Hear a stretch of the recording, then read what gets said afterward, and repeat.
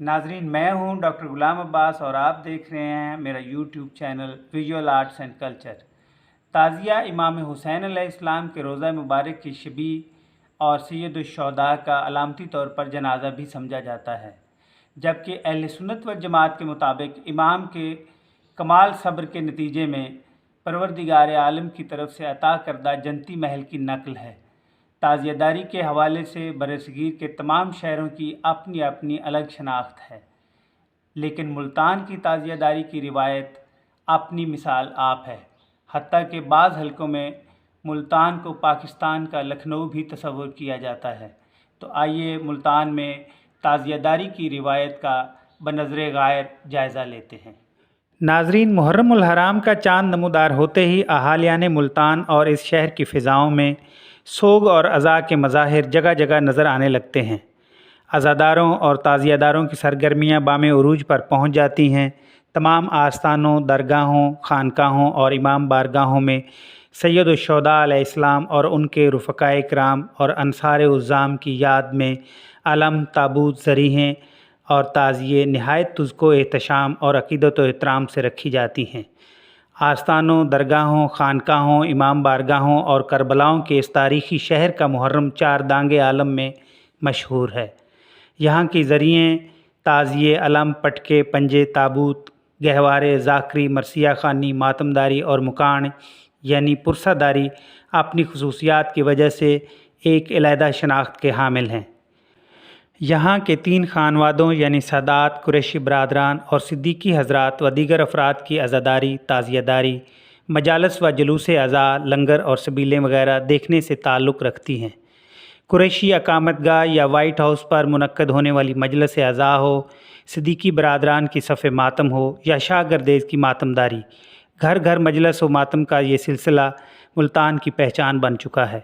عزاداری مظلوم کربلا کے حوالے سے ملتان کو جو سب سے زیادہ منفرد اعزاز حاصل ہے وہ یہ کہ یہاں کے عزادار و تعزیہ دار 80% سے بھی زائد اہل سنت برادران اسلام ہیں۔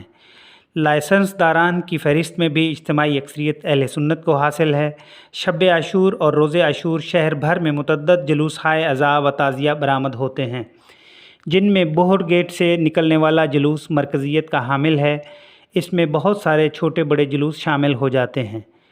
اسی طرح کاشانہ شبیر، لال کرتی سے برآمد ہونے والا تعزیے کا جلوس، بستی نو گلگشت کالونی سے برآمد ہونے والا جلوس، آستانہ کوڑے شاہ، تھلہ سادات بیرون دہلی دروازہ سے برآمد ہونے والا جلوس اور بستی رسول پور سے برآمد ہونے والا جلوس خاص اہمیت کے حامل ہیں۔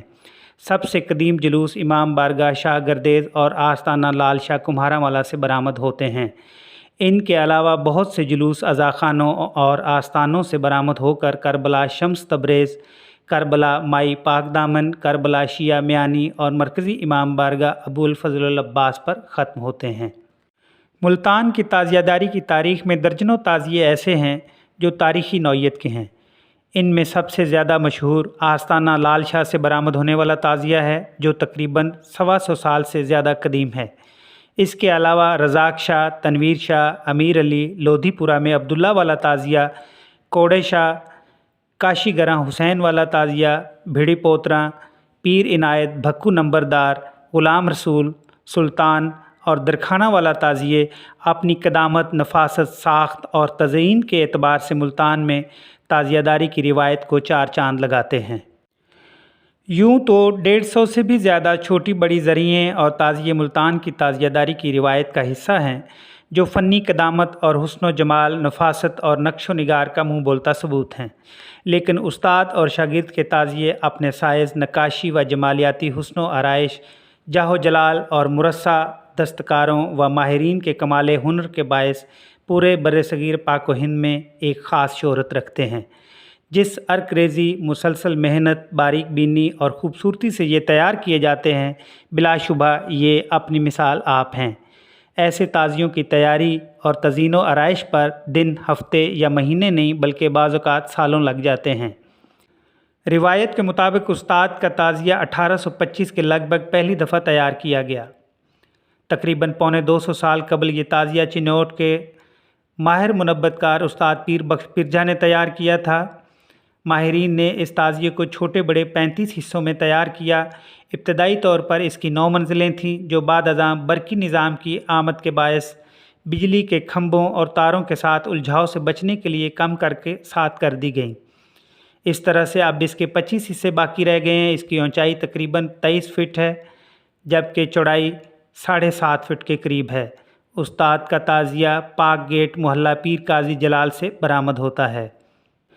شاگرد کے تعزیے کے متعلق بھی کچھ ایسی ہی روایات ہیں۔ استاد پیر بخش پرجا کے نامور شاگرد علی احمد پرجا نے یہ تعزیہ 1890 کی دہائی میں لکڑی سے تیار کیا۔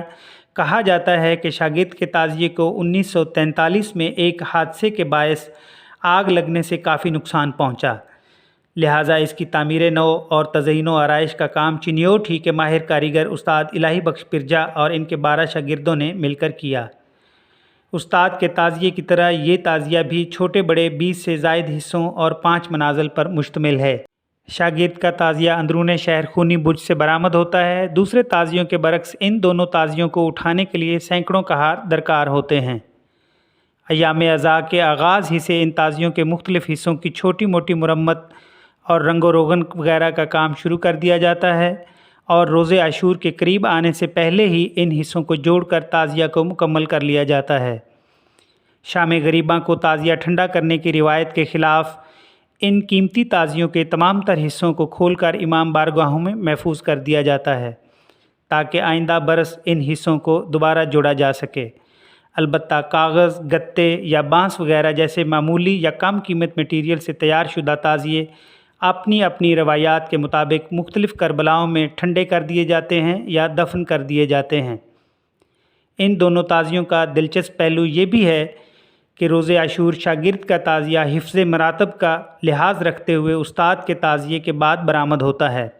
ان تعزیوں میں مہارت، کاریگری، حسن و جمال اور تزئین و آرائش کے علاوہ ماہرین اور دستکاروں کا وہ جذبہ عقیدت بھی شامل ہے جو سنہری رنگ کے بلند قامت تعزیوں اور چمکتی دمکتی سورج کی روشنی کی طرح عیاں اور مسلم ہے اور ہر دیکھنے والی آنکھ کو خیرہ کر دیتا ہے۔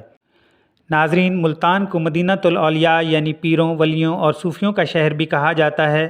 یہی وجہ ہے کہ اس شہر میں شاید ہی کوئی محلہ یا علاقہ ایسا ہو جہاں کوئی نہ کوئی آستانہ، درگاہ یا خانقاہ نہ ہو۔ تعزیہ داری کا ان آستانوں یا درگاہوں سے براہ راست تعلق بلا شبہ عزاداری سید الشہداء کی ایک نئی جہت کی وضاحت کرتا ہے۔ ایسی صورت میں ملتان کی تعزیہ داری کا یہ دوسرا دلچسپ پہلو ہے جو بلا مبالغہ دنیا بھر میں ملتان کی تعزیہ داری کی روایت کو ممتاز کرتا ہے۔ آستانوں یا درگاہوں کی دیواروں پر ٹنگی ہوئی صوفیاء کی تصاویر اور ان آستانوں سے منسلک تعزیہ داری کی روایات موجودہ گدی نشین کے لیے جہاں روحانی وراثت کی سند کا درجہ رکھتی ہیں وہاں ان کی روحانی حیثیت کو بڑھانے میں بھی مدد دیتی ہیں۔ ان کے علاوہ ملتان کے تعزیے بین المذاہب اور بین المسالک فرقہ وارانہ ماحول میں باہمی رواداری کی علامت بھی سمجھے جاتے ہیں۔ آخر میں ہماری تمام تر ویڈیوز کو زیادہ سے زیادہ دیکھنے کے لیے ہمارے چینل کو سبسکرائب کریں اور انہیں زیادہ سے زیادہ شیئر کریں۔ آپ کا بہت شکریہ۔